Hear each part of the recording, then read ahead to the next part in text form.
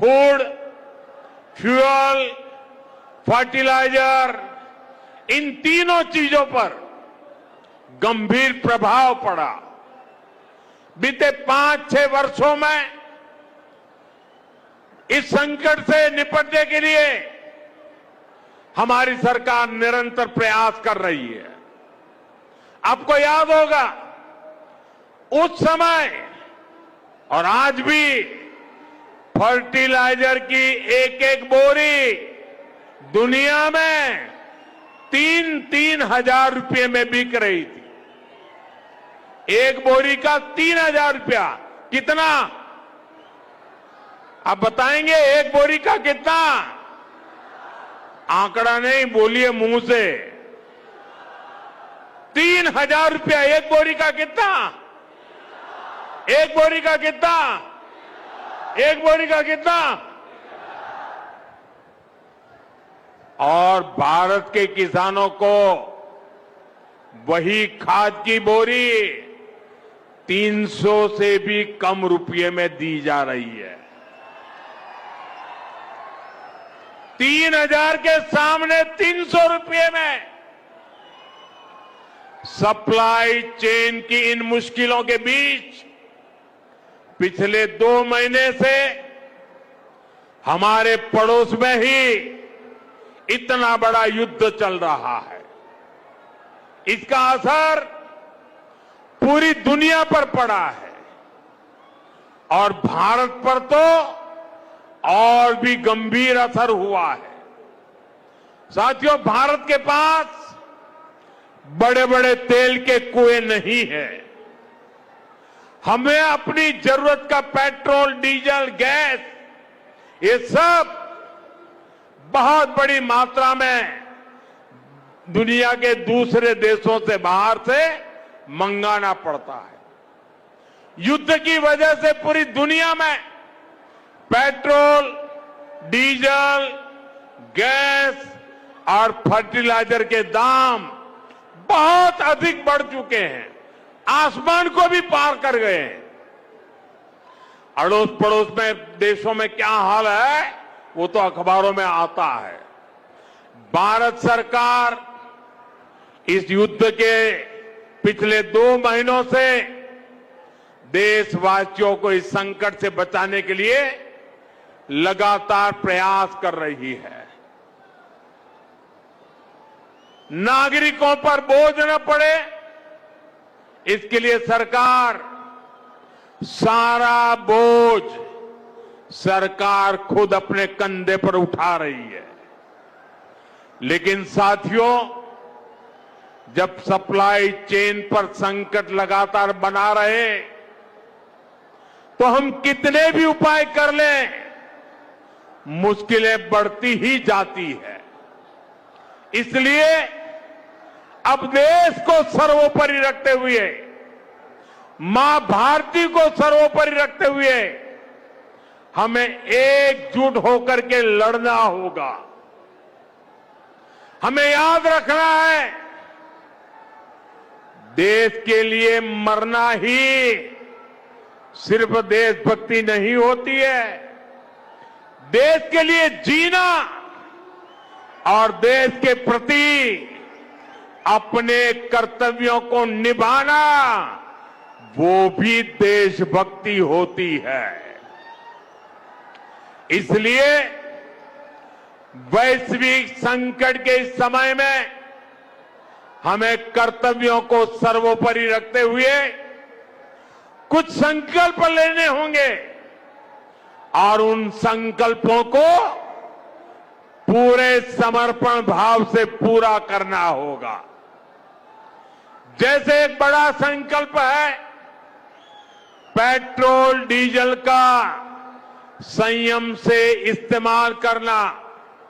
साथियों, हमें petrol diesel का उपयोग कम करना होगा। शहरों में जहां मेट्रो है वहां हम तय करें कि हम मेट्रो का ही उपयोग करेंगे, ज्यादा से ज्यादा मेट्रो में ही जाएंगे। अगर कार में ही जाना जरूरी है तो फिर कार पूल करने का प्रयास करें और भी लोगों को साथ बिठा ले। अगर हमें कहीं सामान भेजना हो तो कोशिश करनी है कि वह ज्यादा से ज्यादा रेलवे गुड्स के जो ट्रेन होती है रेलवे की सर्विसेज से भेजे, ताकि इलेक्ट्रिक रेलवे होने के कारण पेट्रोल डीजल की जरूरत नहीं पड़ती है।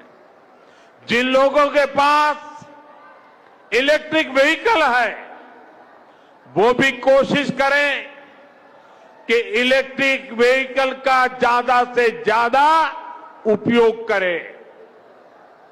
साथियों, हमने कोरोना के समय में वर्क फ्रॉम होम की, ऑनलाइन मीटिंग्स की, वीडियो कॉन्फ्रेंस की, ऐसी अनेक व्यवस्थाएं विकसित की और हमें आदत भी हो गई थी। आज समय की मांग ऐसी है कि उन व्यवस्थाओं को हम फिर से शुरू करें तो वो देश हित में होगा। Work from home, online conferences, virtual meetings, इनको हमें फिर से प्राथमिकता देनी है। साथियों, आज जो संकट है उसमें हमें विदेशी मुद्रा बचाने पर भी बहुत जोर देना होगा, क्योंकि दुनिया में पेट्रोल डीजल इतना ज्यादा महंगा हो गया है, पहले से कई गुना ज्यादा कीमतें बढ़ गई है। तो हम सबका दायित्व है कि पेट्रोल डीजल की खरीद पर जो विदेशी मुद्रा खर्च होती है, पेट्रोल डीजल बचाकर हमें वो मुद्रा भी बचानी है। इसके लिए हमारे छोटे छोटे प्रयास भी देश की बहुत मदद कर सकते हैं। जैसे आजकल जो विदेशों में शादियों का, विदेशों में घूमने का, विदेशों में वैकेशन पर जाने का मिडिल क्लास में कल्चर बढ़ता जा रहा है। हमें तय करना होगा कि जब ये संकट का काल है और हमारी देशभक्ति हमें ललकार रही है, तो कम से कम 1 साल के लिए हमें विदेशों में जाने की बातों को टालना चाहिए। भारत में बहुत सारी जगह है, वहां हम जा सकते हैं। बहुत कुछ भारत में किया जा सकता है। इस बेटी को नीचे बिठाइए, उसको थक जाएगी। उस बेटी को बिठाइए। वो थैंक यू बेटा, थैंक यू। बैठिए, आप नीचे बैठिए। मैंने देख लिया बेटा, उसको देख लिया, अब आप बैठ जाइए। हाँ, इस छोटी बच्ची को क्यों परेशान करते हो भाई?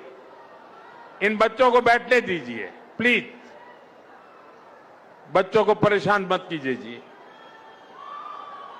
साथियों, हमें विदेशी मुद्रा बचाने के जो भी रास्ते हम लोग अपना सकते हैं, हमें बचाना होगा।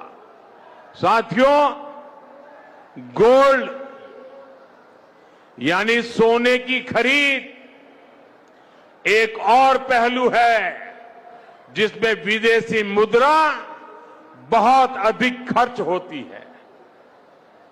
एक जमाना था जब संकट आता था, कोई युद्ध होता था, तो लोग देश हित में सोना दान दे देते थे।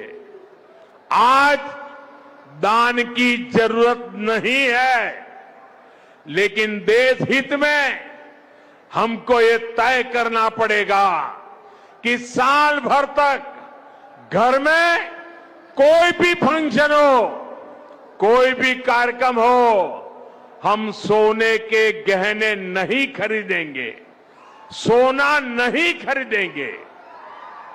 विदेशी मुद्रा बचाने के लिए हमारी देशभक्ति हमें चुनौती दे रही है और हमें इस चुनौती को स्वीकार करते हुए विदेशी मुद्रा को बचाना होगा।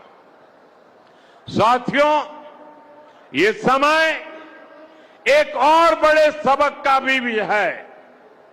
एक समय था जब हम कॉपर एक्सपोर्ट करते थे, लेकिन आज भारत के सामने स्थिति ऐसी बन गई कि अब हमें कॉपर को भी इंपोर्ट करना पड़ता है। हमारे देश में हड़तालें करवाकर कॉपर प्लांट्स को ठप करवा दिया गया और अब हालत ये हो गई कि हमें कॉपर बाहर से मंगाना पड़ता है और उसमें विदेशी मुद्रा खर्च होती है। इसलिए मैं ऐसे सभी श्रमिक मजदूर संगठनों से भी कहूंगा कि हमें ऐसी बातों का जरूर ध्यान रखना चाहिए। भारत को आत्मनिर्भर बनने से जो भी कदम रोकते हैं उनमें हमें दूरी बनानी होगी और जो लोग ऐसी साजिशों में जुटे हैं उन पर भी कड़ी नजर रखनी होगी। मैं देश की अदालतों से भी आग्रह करूंगा कि ऐसी स्थिति आने पर देश हित में हमें कोई न कोई रास्ता निकालने की तरफ बढ़ना चाहिए। साथियों, ऐसे ही खाने के तेल का भी है। इसके आयात के लिए भी बहुत बड़ी मात्रा में हमें विदेशी मुद्रा खर्च करनी पड़ती है। हर परिवार अगर खाने के तेल में खाने का तेल का जो उपयोग करता है, अगर वो कुछ कमी करे, मैंने बार बार कहा है 10% कम करो,